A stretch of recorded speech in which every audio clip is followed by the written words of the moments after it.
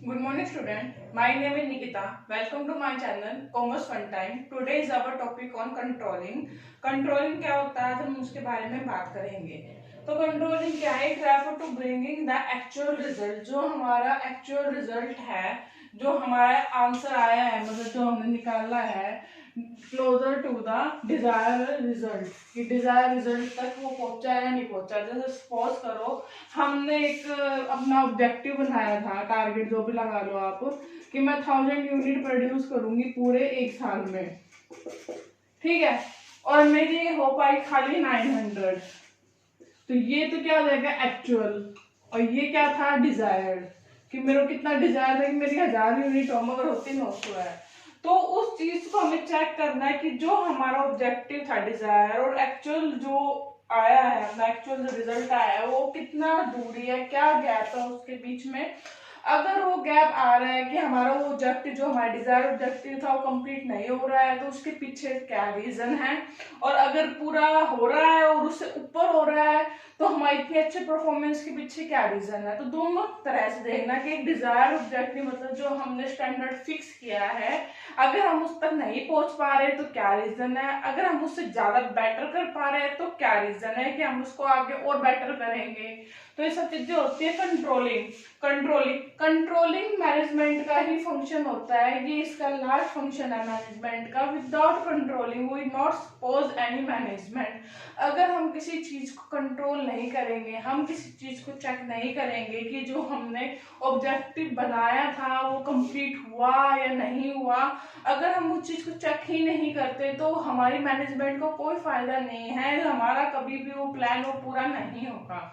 जैसे हम एक, अगर मैं रेगुलर लाइफ से रिलेटेड एक टॉपिक लूँ, अगर मैं कहूँ कि कोई बच्चा वेट गेन करना चाहता है या कोई लॉस करना चाहता है, मान लो मैं हूँ, मैं पतला होना चाहती हूँ, मैं 10 किलो वजन कम करना चाहती हूँ, मैं इसका टारगेट कराती हूँ 1 महीने का या 2 महीने का जो भी है। और जब मैंने उसको 2 महीने बाद चेक किया तो मेरा वेट खाली 5 kg कम हुआ, 10 kg नहीं हुआ। तो मैं उस चीज को वहां पे चेक करूंगी कि जहां मेरा 10 किलो वजन कम होना था वहां पर 5 किलो ही क्यों हुआ, 5 किलो और क्यों नहीं हुआ, 10 किलो क्यों नहीं हुआ। तो हम उस चीज को देखते हैं कि क्या रीजन रहा, क्यों नहीं हुआ, मैं बाहर चली गई या मैं प्रॉपर डाइट नहीं ले पाई, तो कुछ भी कह सकते हो उन चीज को। तो वही चीज होती है कि जो हमने अपना ऑब्जेक्टिव बनाया वो हम इसको अचीव कर पा रहे हैं, नहीं कर पा रहे। अगर नहीं कर पा रहे तो उसका क्या रीजन है, क्या इसके जो मेन हाइंड्रेंस रही रास्ते में, तो क्या थी वो, ठीक है। तो समझना आ गया होगा कंट्रोलिंग मैनेजमेंट क्या। मैंने आपको 5 फंक्शन बताए हैं, कौन कौन से होते हैं। एक तो प्लानिंग होती है, ऑर्गेनाइजिंग होती है, स्टाफिंग होती है, और प्लानिंग, ऑर्गेनाइजिंग, स्टाफिंग, कंट्रोलिंग, ठीक है। तो ये इसका लास्ट फंक्शन है, ठीक है। अब क्या आता है, नेचर्स क्या है, नेचर क्या क्या है इसके, कंट्रोलिंग क्या क्या इसकी कैरेक्टरिस्टिक्स है। एक कंट्रोलिंग में क्या क्या होना चाहिए। Controlling is a fundamental management, management का एक पार्ट है कंट्रोलिंग। जैसे मैंने बताया कि कंट्रोलिंग मैनेजमेंट का ही एक पार्ट है। Without controlling management is nil, management का कोई फायदा नहीं है अगर हम ये चेक नहीं कर रहे कि हमको चाहिए क्या था और हमने पाया क्या।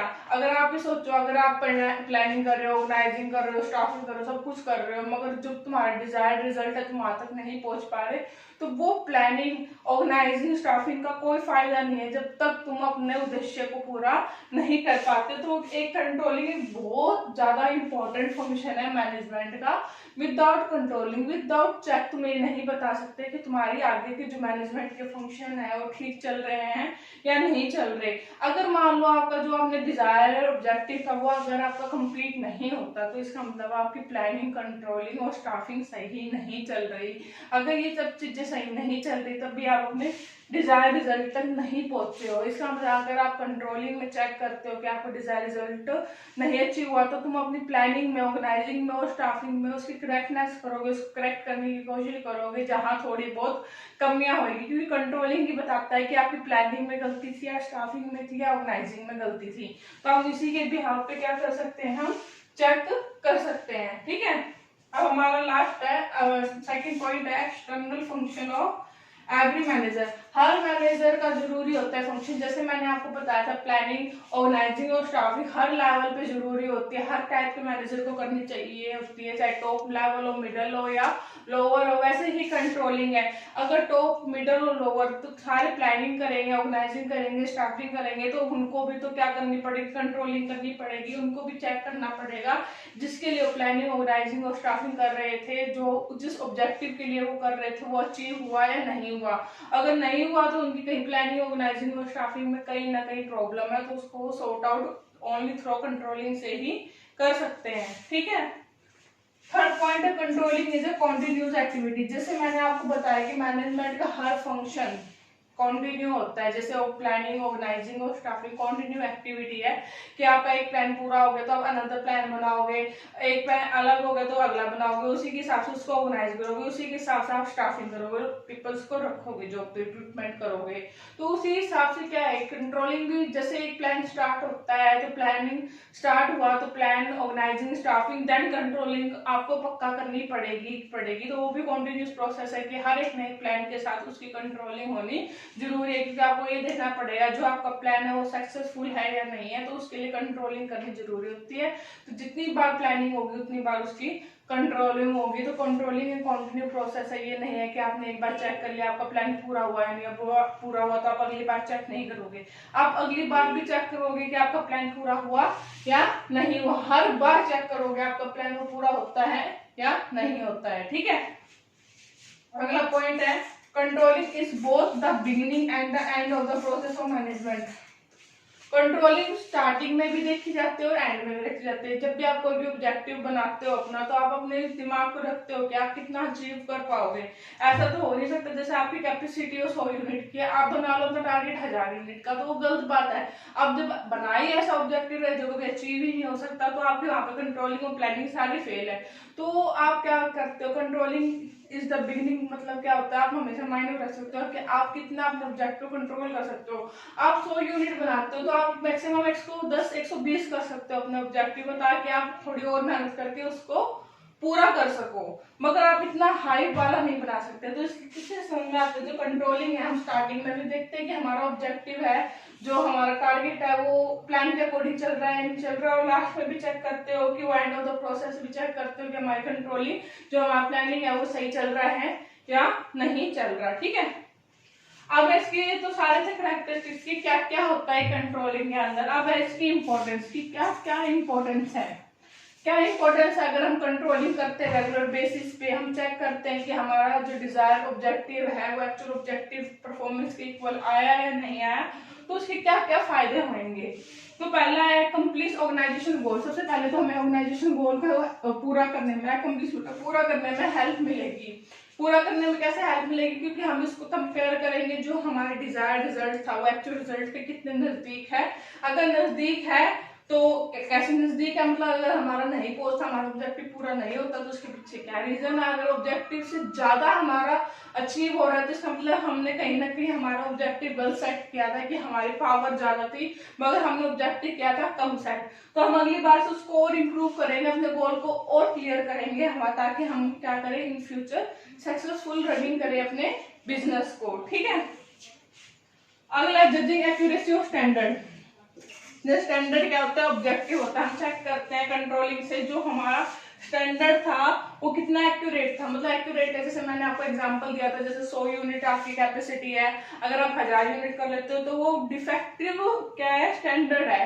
एक्यूरेट स्टैंडर्ड क्या होता है कि जैसे मान लो मैंने ऑब्जेक्टिव तय किया कि मैं 1000 यूनिट नहीं 100 यूनिट बनाती हूँ, मैं उस 100 यूनिट को अचीव कर लेती हूँ, तो पता चलता है कि वो हमारा जो स्टैंडर्ड था, जो हमारी कैपेसिटी थी, हमने उसके हिसाब से ही अपना ऑब्जेक्टिव बनाया। कई बार लोग क्या करते हैं, ज्यादा पावरफुल होने के चक्कर में क्या करते हैं कि जो ऑब्जेक्टिव बहुत ज्यादा हाई रख लेते हैं, जो वो उसको अचीव नहीं कर पाती क्योंकि उसकी कैपेसिटी नहीं होती। तो इससे पता चलता है कि हमें कंट्रोलिंग से जो उसने स्टैंडर्ड बनाया था, जो अपना ऑब्जेक्टिव बनाया था, उसने अपने बिहाफ पे बनाया था या ऐसे ही बना दिया था, अगर वो उसको अचीव नहीं कर पाते और डिफरेंस बहुत ज्यादा रह जाता है, तो उसका जो स्टैंडर्ड था वो पहले से एक्यूरेट नहीं था। और अगर वो उसको अचीव कर लेते तो उसका स्टैंडर्ड की एक्यूरेसी पता चलती है कि उसने कितना एक्यूरेट स्टैंडर्ड बनाया था। ठीक है, अब अगला पॉइंट है making efficient use of resources.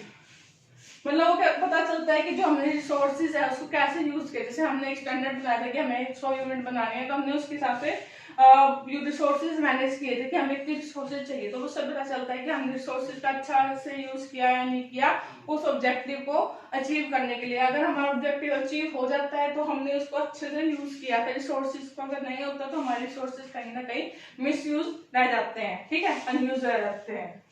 अगला पॉइंट है इंप्रूविंग एम्प्लॉय मोटिवेशन। अगर हमारा कंट्रोलिंग से पता चलता है कि जो हमारा स्टैंडर्ड था वो अचीव हो गया और हमने बहुत अच्छी परफॉर्मेंस की है, ताकि तभी हमारा स्टैंडर्ड क्या हुआ है, वो एक्यूरेट हुआ है। तो उससे क्या होता है, एम्प्लॉय मोटिवेट होते हैं, उनको पता चलता है कि जो हमारा ऑब्जेक्टिव था हमारी मेहनत से वो पूरा हो चुका है और कंपनी को काफी प्रॉफिट हुआ है। तो उससे क्या होता है, जो एम्प्लॉय होते हैं वो मोटिवेट होते हैं कि जो काम हुआ है वो मैन पावर की वजह से ही होता है कंप्लीट एक ऑर्गेनाइजेशन का। तो जब मैन पावर को पता चलेगा कि हाँ हमारा किया हुआ काम पूरा हो रहा है और हमारे ऑब्जेक्टिव पूरे हो रहे हैं, तो वो क्या हो जाएंगे, अपने आप ही मोटिवेट हो जाएंगे, ठीक है, क्या हो जाएंगे, वो मोटिवेट हो जाएंगे, ठीक है। अब अगला पॉइंट है ensuring order and discipline. Order और डिसिप्लिन रहता है। जैसे अब डिसिप्लिन रहेगा, जैसे मान लो मेरे को कोई ऑब्जेक्टिव पूरा करना है, जैसे मैं क्लास में पढ़ा रही हूँ, मेरा ऑर्डर है कि मेरे को ये है, मेरा ऑब्जेक्टिव कि मेरे को 5 यूनिट इन 5 डेज कंप्लीट करना है, तो मैं उसी के हिसाब से क्या करूंगी, डिसिप्लिन और ऑर्डर बनाए रखूंगी।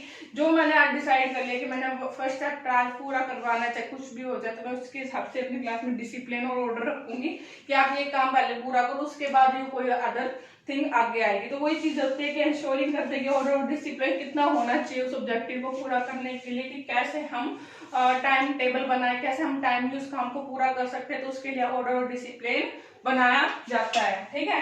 अगला फैसिलिटेटिंग कोऑर्डिनेशन इन एक्शन। इससे पता चलता है कि जैसे मान लो इंपॉर्टेंस में आ रहा है कंट्रोलिंग की इंपॉर्टेंस है, हमें कंट्रोलिंग अगर हम इंपॉर्टेंस पढ़ते हैं, कंट्रोलिंग करते हैं, तो क्या फायदे होते हैं, हमें पता चलता है कि जो कोऑर्डिनेशन था, जो काम करने में, जैसे प्लानिंग, ऑर्गेनाइजिंग और स्टाफिंग में क्या चाहिए होता है, कोऑर्डिनेशन चाहिए होता है। एक की प्लानिंग होगी तभी उसके साथ अगर अच्छे से ऑर्गेनाइजिंग और स्टाफिंग हो रही तभी हमारा ऑब्जेक्टिव पूरा होगा। तो इससे हमें पता चलता है अगर हमारा ऑब्जेक्टिव टाइमली पूरा हो रहा है जो इतना हमें चाहिए, तो उसका मतलब उसके जो कोऑर्डिनेशन और एक्शन है वो अच्छे से हो रहे हैं। जो एक्शन के बीच में कोऑर्डिनेशन है, मतलब जो सहयोग है वो बहुत अच्छे से हो रहा है। अगर हमारा ऑब्जेक्टिव कंप्लीट नहीं होता तो हमारा कोऑर्डिनेशन अच्छा नहीं है, इससे पता चलता है। तो हमें क्या पता चल रहा है इससे, कंट्रोलिंग से, कि हमारा कोऑर्डिनेशन अच्छा है या नहीं है, एम्प्लॉयज के बीच में और काम के बीच में कोऑर्डिनेशन अच्छा है या नहीं है। ये थे इसके इंपॉर्टेंस। अब अगला टॉपिक हमारा रहेगा वो लिमिटेशन रहेगा। अगर आपको कोई भी प्रॉब्लम हो तो कमेंट बॉक्स पे कमेंट करके आप पूछ सकते हो। अगर मेरी वीडियो पसंद आए तो please like and subscribe my channel. Students, हमारा नेक्स्ट टॉपिक है लिमिटेशन। लिमिटेशन क्या है, कंट्रोलिंग के। अगर हम कंट्रोलिंग करते हैं तो क्या क्या हमारे सामने मुसीबतें, कुछ भी कह सकते हैं, क्या क्या सामने आता है जिसकी वजह से कंट्रोलिंग सक्सेसफुल नहीं होती। कंट्रोलिंग के सक्सेसफुल ना होने के पीछे के क्या रीजन है।